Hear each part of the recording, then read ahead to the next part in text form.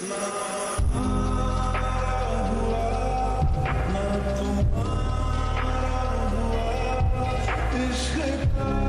অনেক কষ্ট খুঁজে বের করছে আদনান ভাইরে।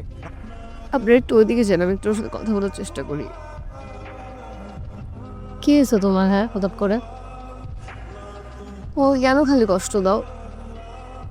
কত স্মৃতি আমাদের, মনে আছে তোমার? বোকা ছেলেটা প্রেমে পড়েছে।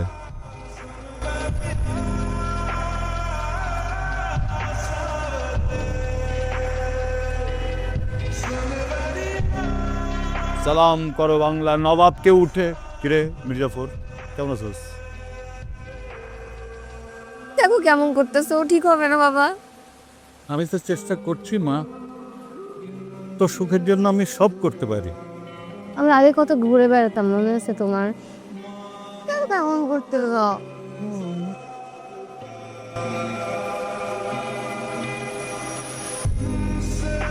ও যখন পালিয়েছে ওকে খুঁজে বের করা যাবে।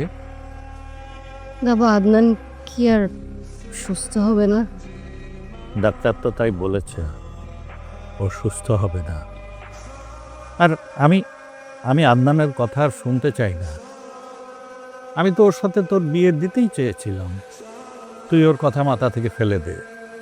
রাজীব ছেলেটা খুব ভালো। আমি চাই রাজীবকে বিয়ে করে তুই বাকি জীবনটা সুখে কাটাস।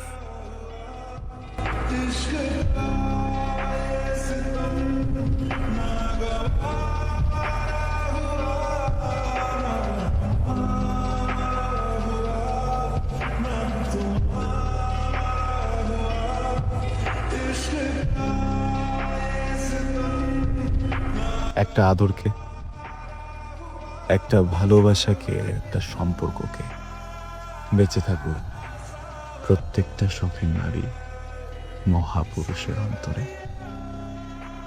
আমাকে ক্ষমা করে দিও জুই, সরি, তোমাকে মিথ্যা বললাম। হাজার মানুষের ভিড়েও প্রিয় মানুষের গন্ধ জানান দিতে পারে তার উপস্থিতি। সেখানে তুমি কিভাবে ভাবলে আমার চোখের সামনে দাঁড়িয়ে পাগলের অভিনয় করে যাবে আর আমি সেটা টের পাবো না? আমি টের পেয়ে গেছিলাম আদনান, কিছু বলিনি, কারণ এমনটা করার কারণ জানার দরকার ছিল আমার। খুব ঘৃণা কাজ করছিল তোমার জন্য, খুব ক্ষোভ কাজ করছিল,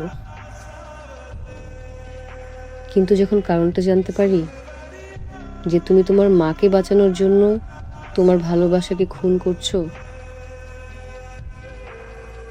তখন আসলে কি করব, কিভাবে করব, কিছুই মাথায় আসছিল না।